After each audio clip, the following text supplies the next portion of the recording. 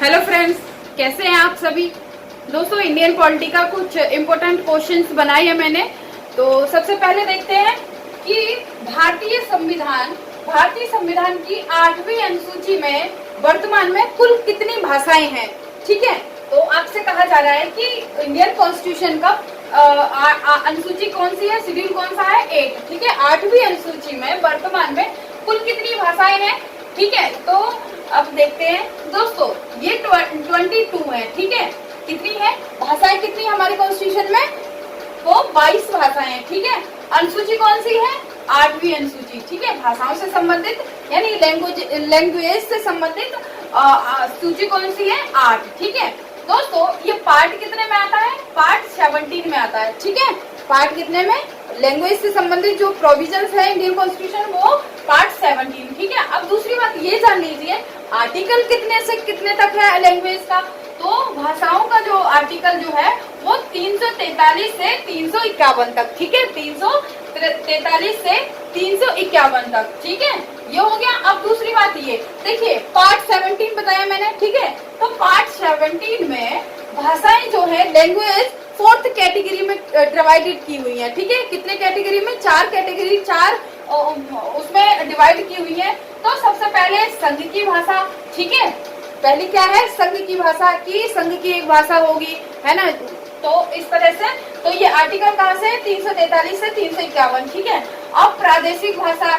ठीक है, प्रादेशिक भाषा होगी। फिर सुप्रीम कोर्ट और हाई कोर्ट, मैंने शॉर्ट में लिखा है, सुप्रीम कोर्ट और हाई कोर्ट की भाषाएं होंगी।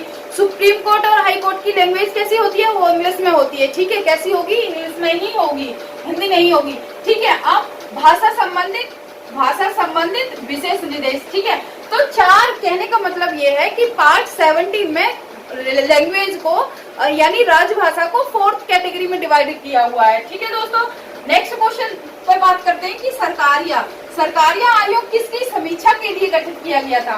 तो सरकारिया आयोग जो जिसका गठन किया गया था, तो वो किसके लिए किया गया था, तो केंद्र और राज्य के पारंपरिक संबंधों की देखरेख करने के लिए गठन किया गया था इसका। ठीक है, किसके लिए, केंद्र सरकार और राज्य के जो पारंपरिक संबंध है उनकी देखरेख करने के लिए सरकारी आयोग का गठन किया गया था। ठीक है, नेक्स्ट क्वेश्चन देखते हैं कि भारतीय संविधान में अवशिष्ट शक्तियां किसमें निहित होती हैं, यानी रेजिडुअरी पावर जो है वो किसमें निहित होती है। देखिए, पावर जो है वो 3 तरह से डिवाइड की हुई है। ठीक है, केंद्र राज्य, 3 सूचियां हैं, कौन कौन सी, राज्य सूची, केंद्र सूची, है ना, और एक जो समवर्ती सूची। ठीक है, तो समवर्ती सूची, अब ये अवशिष्ट शक्तियां जो है वो पावर दी गई है वो किसमें है, संसद को है। ठीक है, तो संसद जब चाहे कोई भी कानून बना सकती है।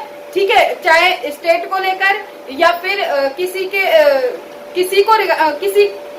के संबंध में इसको संसद को पावर है। ठीक है दोस्तों, नेक्स्ट क्वेश्चन बात करते हैं। नेक्स्ट क्वेश्चन क्या कहता है कि भारतीय संविधान के किस भाग में केंद्र और राज्य विधायी संबंधों का वर्णन किया जाता है, यानी केंद्र और राज्य सरकार जो है उनका विधायी संबंध का वर्णन किया जाता है, वो किस पार्ट में आता है। तो दोस्तों पार्ट जो है 11 आता है। ठीक है, पार्ट 11।